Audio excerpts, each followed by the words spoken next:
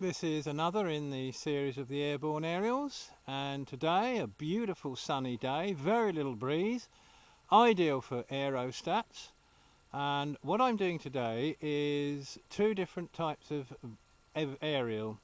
On the left is the standard 5/8 wave that I frequently use, being held up by one aerostat, and on the right, being held up by a pair of stacked aerostats, is a Zepp aerial, i.e. an odd multiple of a quarter wave feeder, in this case ribbon, with a half wave radiator attached to one side of it, leaving one side floating. There's a ballon, of course, on the bottom of the feeder. The Zepp aerial always strikes me as a bit of a peculiar animal, so I'm quite curious to see how it performs.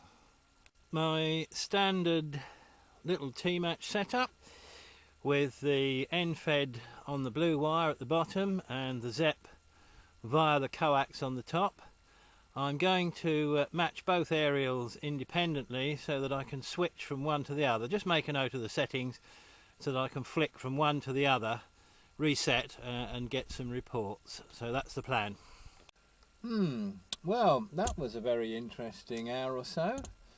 25-30 contacts using the end-fed and the Zepp, comparing one to the other, and in pretty much all the cases, in fact in all the cases, the end-fed was far superior to the Zepp aerial by at least 2 or 3 S points on the transmitted signal.